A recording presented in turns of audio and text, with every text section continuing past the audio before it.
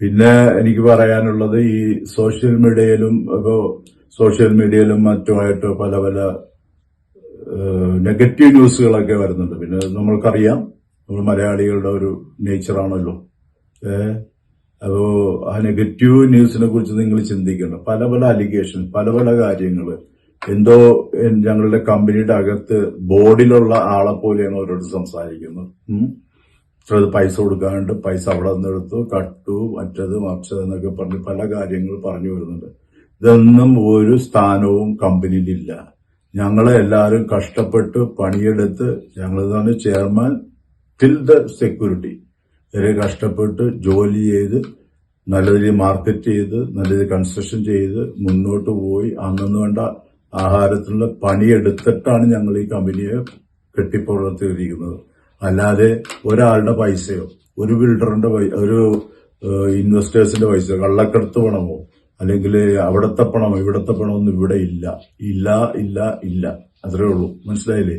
ഇതൊന്നും നിങ്ങൾ കേട്ട് ഗവനിക്കണം. എന്നാൽ ഇവരെ ഉണ്ടെങ്കിൽ വരട്ടെ, അതൊക്കെ ആയിട്ട് വരട്ടെ, അപ്പോൾ നമുക്കത് നോക്കാം. അതുപോലെ തന്നെ വേറൊരു അലിഗേഷനാണ് ഞാൻ കേട്ടത്. അതായത് ഇത് ഇഡിയുടെ സെർച്ചാണ്. അതുപോലെ തന്നെ ഫെമയുടെ ആണോ അല്ലെ PMLA-യുടെ ആണോ അല്ലെങ്കിൽ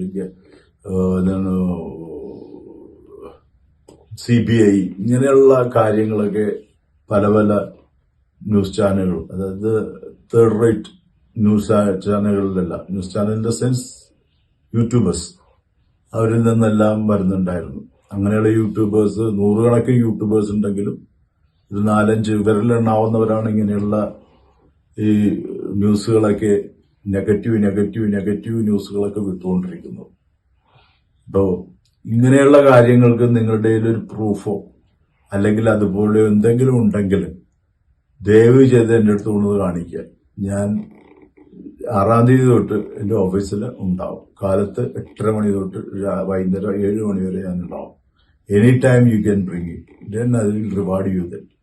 അപ്പോൾ അങ്ങനെയുള്ള കാര്യങ്ങളൊക്കെ ഇല്ലാത്ത കാര്യം, നിങ്ങൾ എന്തോ കമ്പനിയുടെ അകത്തുണ്ട് അല്ലെങ്കിൽ നിങ്ങൾ CBI-യിലോ ED-യിലോ വർക്ക് ചെയ്യണമെന്ന് പോലെയാണ് നിങ്ങൾ സംസാരിച്ചുകൊണ്ടിരിക്കുന്നത്. അല്ലെങ്കിൽ മറ്റുള്ള ഏജൻസികൾ വർക്ക് ചെയ്യും, ഇൻകം ടാക്സുകാരെ കുറിച്ചും കുറെ കാര്യങ്ങൾ.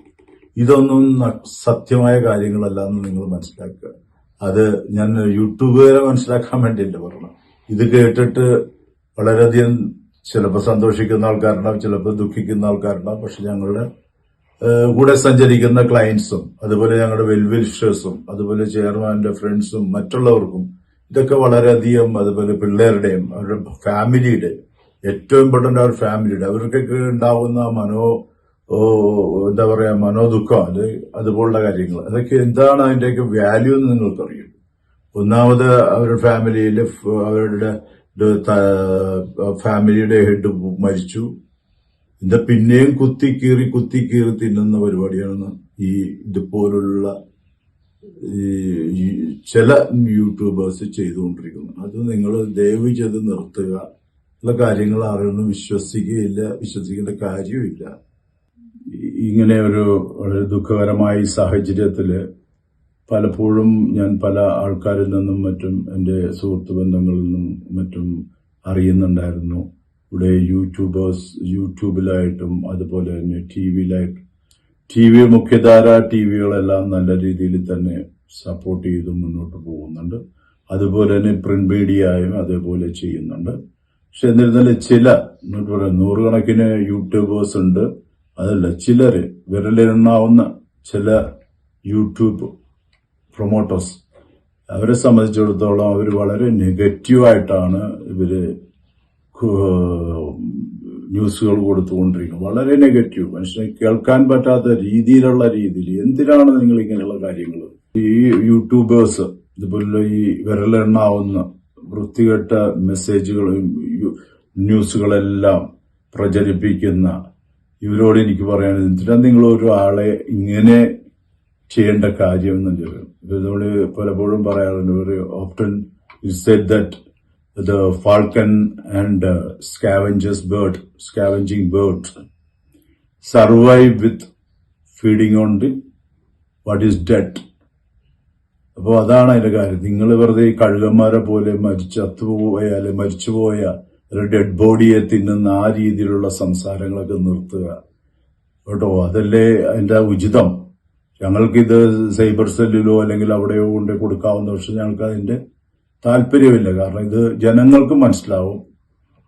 നിങ്ങൾ ഏത് തരത്തിലുള്ള ന്യൂസുകൾ ഇട്ടാലും അത് നമ്മളെ സംബന്ധിച്ചത് ബാധകമല്ല. ഫസ്റ്റ് ഓഫ് ഓൾ ഞങ്ങൾ അറിയാവുന്നവർക്ക് അവർക്കറിയാം. ഇങ്ങനെയുള്ള ന്യൂസുകൾ, പത്രത്തിൽ നിന്നും വരാത്ത ന്യൂസ്, പത്രത്തിൽ നിന്ന് കറക്റ്റായിട്ട് സത്യസന്ധമായ ന്യൂസുകൾ ഒന്നും, സത്യസന്ധമായ ന്യൂസുകളല്ലാതെ വേറെ ഒന്നും ഇടാൻ പാടില്ല. നിങ്ങൾ തന്നെ ചിന്തിച്ച് എങ്ങനെയോ ഇതിന് നെഗറ്റീവിലേക്ക് ആക്കാൻ പറ്റുമോ അങ്ങനെ ചെയ്യുന്ന ആ ഒരു നല്ലൊരു രീതിയാണെന്ന് നിങ്ങൾക്ക് തോന്നുന്നുണ്ട്. ഞാനത് റിക്വസ്റ്റ് ചെയ്യണമല്ല. You have all liberty, you can do whatever you want. പക്ഷെ ഞാൻ ഇതാണ് പറയുന്നത്. പിന്നെ പലരും പറയുന്നുണ്ട് അവിടുത്തെ പൈസ അങ്ങോട്ട് പോയി, ഇങ്ങോട്ട് പൈസ, അതുപോലെ തന്നെ മറ്റേയാളെ വെറ്റിച്ചുണ്ടാക്കി. ഒരു പറ്റിക്കലും ഇല്ല. ഒരു പറ്റിക്കലും അങ്ങനെയുള്ള കാര്യങ്ങളില്ല. അങ്ങനെ കമ്പനിയിൽ അങ്ങനെ പറ്റിച്ച് പൈസ ഉണ്ടാക്കിയാൽ ഈ ജോസഫ് എന്ന് പറഞ്ഞ ആള് ഈ കമ്പനിയിൽ ഉണ്ടാവില്ല. ബിക്കോസ് ഞാൻ ദൈവത്തിൽ വിശ്വസിച്ച് സത്യസന്ധമായിട്ട് മുന്നോട്ട് പോകുന്ന ആളാണ്. അപ്പോ എങ്ങനെയുള്ളൊരു കള്ളക്കടത്ത് കമ്പനിയാണെങ്കിൽ ഞാൻ ആ കമ്പനിയിൽ ഉണ്ടാവില്ല. ഡെഫിനറ്റ്ലി അത് എന്റെ പ്രിൻസിപ്പിളാണ്. അപ്പൊ അതുകൊണ്ട് ഇവിടെ എന്തെങ്കിലും അങ്ങനെ കള്ളക്കടത്ത് പരിപാടികൾ ചെയ്തിട്ടുണ്ടെങ്കിൽ നിങ്ങളത് വന്നിട്ട് കാണിച്ചു തരൂ. അതിനെന്താ പ്രൂഫ് കൊണ്ടുവന്ന് തരൂ. വെറുതെ ഇങ്ങനെ ഈ ഒരു മരിച്ചുപോയ ആളെ ഇതിനും വേണ്ടും അപകീർത്തിപ്പെടുത്തുന്നതിൽ നിങ്ങൾക്ക് എന്തായിരിക്കും അതിൻ്റെ അകത്തുണ്ടാവുന്ന ഒരു മാനസികമായ ഒരു സന്തോഷം.